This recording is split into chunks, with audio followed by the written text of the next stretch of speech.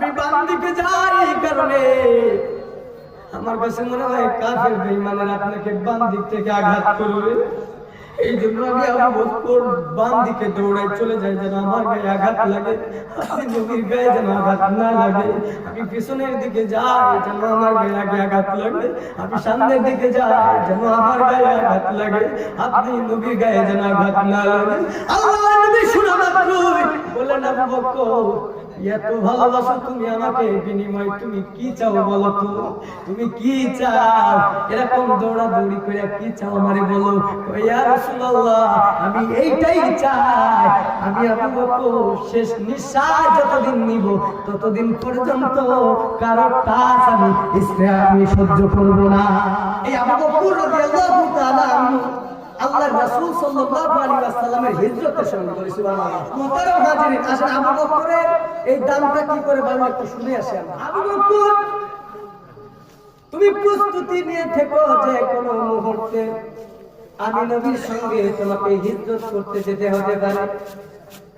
আবু বকর রাদিয়াল্লাহু তাআলা এই কথাটা শুনে মাত্রই ঠিক ওই একদিন আল্লাহর নবী দরওয়াজার গোড়ায় হাজির।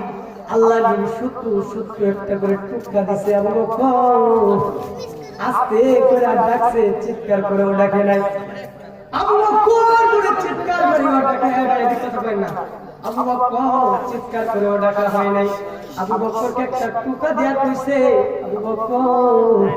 আবু বকর বলতে দেরি, আবু বকরের দরজা খুলতে দেরি হয় না।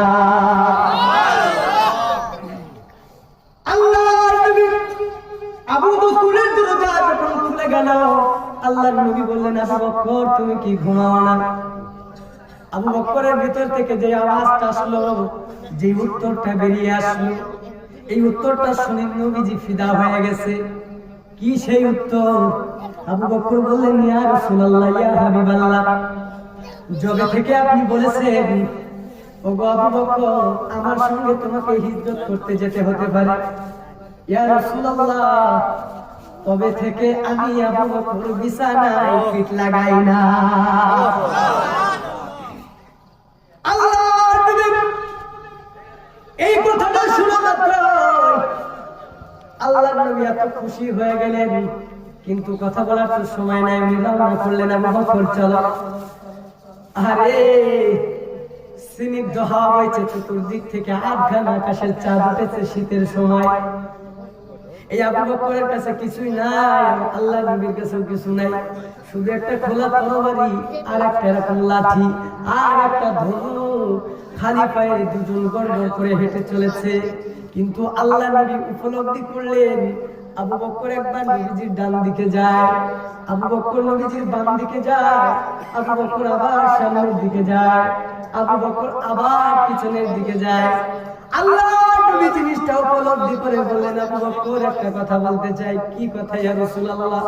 আমি বুঝলাম না, তুমি তো আমার সঙ্গে চলতেছো, কিন্তু ডান দিকে কেন যাও, আবার বাম দিকে কেন যাও, আবার সামনের দিকে কেন যাও, আবার পিছনের দিকে কেন যাও?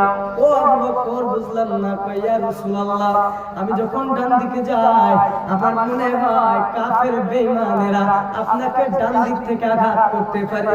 ইয়া রাসূলুল্লাহ, আমার নিজের দেহে প্রাণ থাকা পর্যন্ত কাফের বেঈমানেরা আপনাকে আঘাত করবে, এটা আমি আবু বকর সহ্য করতে পারবো না।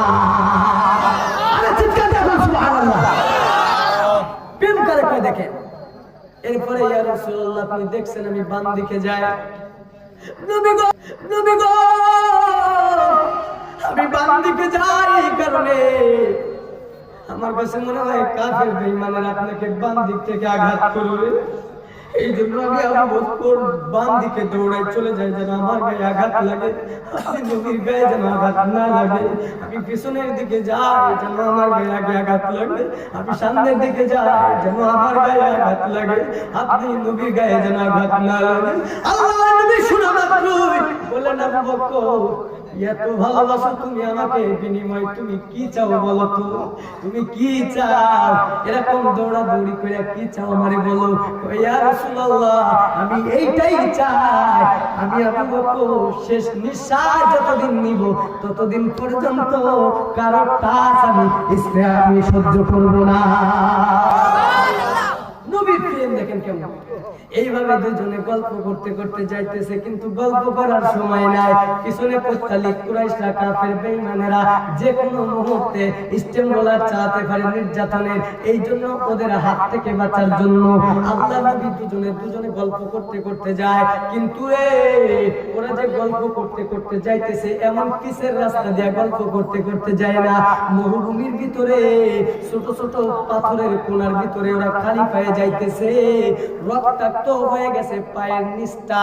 তখন তো এরকম সুন্দর রাস্তা করে নাই যে ওরা সুন্দর রাস্তা দিয়ে হাঁটিয়া যাবে। শীতের সময় দুজনে কাঁপতে কাঁপতে হাঁটতেছে, আর এইভাবে হাঁটতে হাঁটতে 4 কিলোমিটার পর্যন্ত হাঁটছে। এইবার কাফের বেঈমানদের জন্য, কাফের বেঈমানদের হাত থেকে বাঁচার জন্য কোথায় যাবে চারিদিকে তাকায়, বাম দিকে ডান দিকে উপর দিকে নিচ দিকে তাকায়। আরে নবী আমার লক্ষ্য করলেন যে এই জায়গাটা, ওই জায়গাটার নাম হলো সোয়ারগাহ। সারে আল্লাহ, সোয়ারগাহ যারা হজ করতে গেছেন এই ব্যক্তিরা জানে। এটা তো এখন অনেক, ওইখান থেকে যদি উঠেন, ওইখান থেকে যদি আপনার আচ্ছা ইনশাআল্লাহ নবী করতেছি বাবা। এই যে শুনেন, এখন যদি ওই যে সবার গুহায় যারা হজ করতে গেছে, এরা ওই জায়গা থেকে নিচের দিকে তাকালে কবুতরের ডিব্বা মনে হয়, মানে যেন কবুতরের বাচ্চা। ঘর বাড়ি বিল্ডিং গুলো সবাই যে কাপের মতো দেখবো এরকম, এত উচ্চ। এখন তো সুন্দর সুন্দর রাস্তা করছে এই জায়গা। ওই গুহার ভিতরে আশ্রয় নিবে গো, কিভাবে কিভাবে উঠবে, গুহার ভিতরে কিভাবে যাবে, এত উঁচুতে কিভাবে উঠবে। নবী আমার এমনি ক্লান্ত হয়ে গেছে, পা দিয়া তো রক্ত এমনি বের হয়। আবু বকর এত মুহাব্বতের সাহাবী, এত দাম তার কি করে বাড়লো? একই মানুষ কি করে তার দাম এত বেড়ে গেল? উমরের দাম এত কেন বাড়লো না? উসমানের দাম কেন এত বাড়লো না? আলী রাদিয়াল্লাহু তাআলার দাম কেন এত বাড়লো না? সবার থেকে দাম কেন আবু বকর রাদিয়াল্লাহু তাআলার দাম বাড়লো? সেই জিনিসটা বোঝাতে চাই। আর কোন কারণে দামটা বেড়ে গেল এইটাই আমি বোঝাতে চাই। এবার ওই যে গুহার ভিতরে যাবে, কিভাবে যাবে?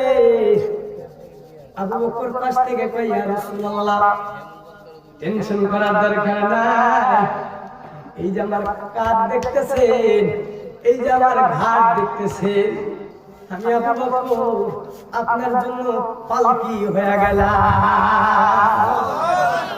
চিল্লাবেন না সুবহানাল্লাহ। আর আবু বকর তো হেঁটে আসছে, আল্লাহর নবীও হেঁটে আসছে, কিন্তু আল্লাহর নবী তো ক্লান্ত, আবু বকরও ক্লান্ত, কিন্তু কি আর করার, নবীর প্রেমে তো মহব্বত ভালোবাসা বেড়ে গেছে। ইয়া রাসূলুল্লাহ, সবার গুহায় আপনার নিজে নিজে উঠা লাগবে না, আমি আবু বকরের কাঁধের উপরে আপনি বসেন, আমার কাঁধের উপর দিয়া আপনি নবীর লয়া যাব, আমার এই জানবানের উপরে উঠেন। নবী আমার উঠতে চাই না, আবু বকর জোর করে উঠাইছে। সুবহানাল্লাহ বললেন না যে? আরে এমন জোর করে নবী উঠাই লাগবে, কোনো সাইড নাই। উঠেন, আমি পালকির উপরে উঠেন। পালকিটা কি রে? পালকিটা অন্য কিছু না, এই পালকিটা চারজনে চালায় না, এই পালকিটা গাড়িতে উবায় না, এই পালকিটা হলো আবু বকরের এই কাজ। আল্লাহ আকবার। এইভাবে আবু বকর উঠতে উঠতে উঠতে উঠতে উঠতে উঠতে আল্লাহ নবী কাঁধে করে এমন ভাবে লইছে যেন আল্লাহর নবীর পাও মোবারক জমিনে না থেকে। আরে কিতাবের ভিতরে উল্লেখ আছে আবু বকর যে যায়, আবু বকরের পাও ছুলিয়া যায়, আবু বকরের পাও দিয়া রক্ত ফিনকি দিয়া বের হয়। এরপরেও আবু বকরের শীতের সময় এরকম হাতগুলি অবাস হয়ে যাইতেছে, পার রগগুলি ফুলে গিয়েছে, পাওগুলি অবাস হয়ে আসতেছে। এরপরেও প্রেম খেলা হয় না, মাসুদকে এখানে তো লাগানোর কোনো সিস্টেম নাই। এত প্রেম খেলা কেমন খেলা তারা খেললো? আরে এইভাবে কষ্ট করে উঠতে উঠতে উঠতে উঠতে উঠতে উঠতে সবার গুহায় আশ্রয় নিবে। এইবার সবার গুহার সম্মুখে যাইয়া আল্লাহর নবী আস্তে করে লাগাইছে। সুবহানাল্লাহ সুবহানাল্লাহ বলেন না, আর জোরে কোন সুবহানাল্লাহ বন্ধ করে দেব, জোরে কোন। এইবার আল্লাহর নবী রে আস্তে আস্তে করে লাগাই কইয়া রাসূলুল্লাহ আপনি জমিনের ভিতরে তাশরীফ নিন, আপনার পাও মোবারক আস্তে আস্তে লাগাই ফেলুন ইয়া রাসূলুল্লাহ। আল্লাহর নবী আবু বকর রাদিয়াল্লাহু তাআলা সমস্ত কাজেই ফিদা হয়ে যাচ্ছে। সুবহানাল্লাহ সুবহানাল্লাহ। এই কিরে আবু বকর এত দাম তোর কেন বাড়লো, এত উচ্চ মাকাম কেন পাইলি, আবু বকর ফিল জান্নাত কেন হইলি? আরে এই আবু বকর কি করছে, আল্লাহর নবীরে সঙ্গে সঙ্গে ছাড়িয়া ঢুকতে নিষেধ করছে। ঢুকেন ইয়া রাসূলুল্লাহ, আমি আগে ঢুকবো, আমি এই সাওয়ার গুহার ভিতরে আগে ঢুকবো। যদি কোনো সাপ বিচ্ছু থাকে, যদি কোনো বিষাক্ত পোকামাকড় থাকে, ইয়া রাসূলুল্লাহ আপনি আগে ঢুকবেন না, আমি আবু বকর আগে ঢুকবো। আল্লাহর নবী আপনি এই জায়গাতে বসা থাকেন। আল্লাহর নবীকে ওই জায়গায় রাখিয়া আবু বকর ভিতরে ঢুকছে। ভিতরে ঢুকিয়া রে জামাটা ছিঁড়ছে, জামাটা ছিঁড়া টুকরা টুকরা কইরা সবগুলো এরকম টুকরি করছে।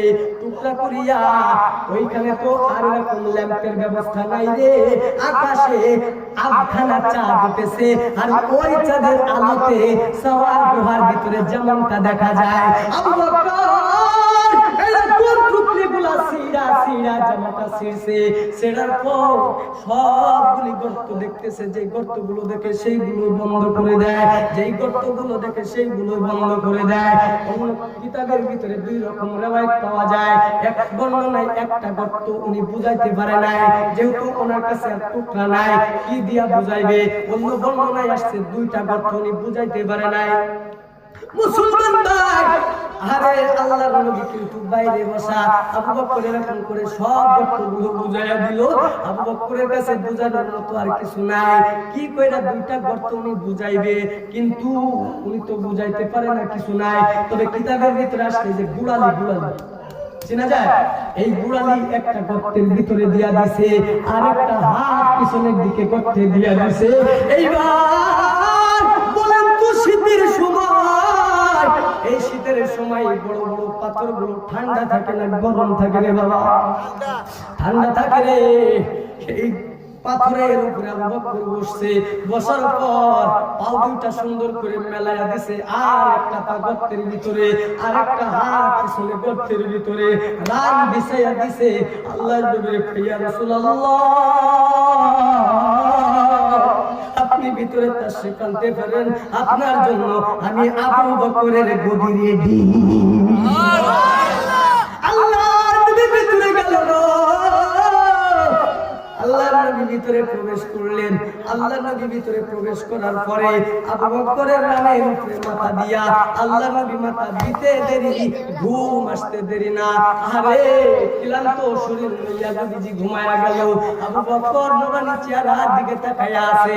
আরে আল্লাহর নবীর কি সুন্দর চেহারা, এই চেহারার ভিতরে কাফির বেঈমানের আঘাত করবে, এটা আমি আবু বকর সহ্য করতে পারি না। আবু বকর এরকম উপলব্ধি করে আর দেখে, আর নবীজি তো ঘুম এসে গেছে।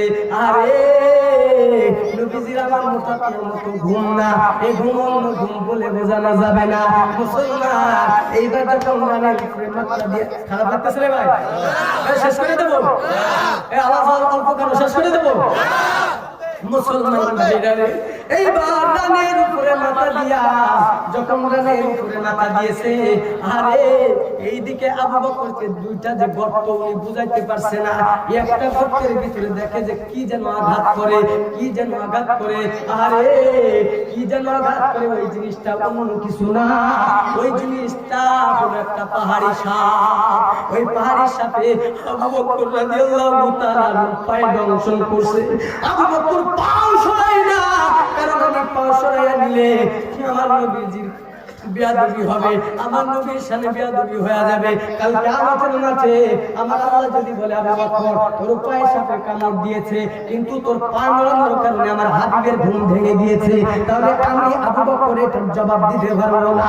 আমি এই জন্য আমার পাও সরাই না, কিন্তু ওই বিষাক্ত সাপ আমাকে বারবার সবল মারতে থাকে, এরপর আমি সরাই না। আমার চেহারাটা নীলবর্ণ হয়ে আসতেছে, আমার বেপরোয়া বেপরোয়া চোখ তো আর বাবা মানে না, এই বেপরোয়া চোখ দিয়া এক ফোঁটা পানি নবীজির গাল মোবারকে পড়ে গিয়েছে।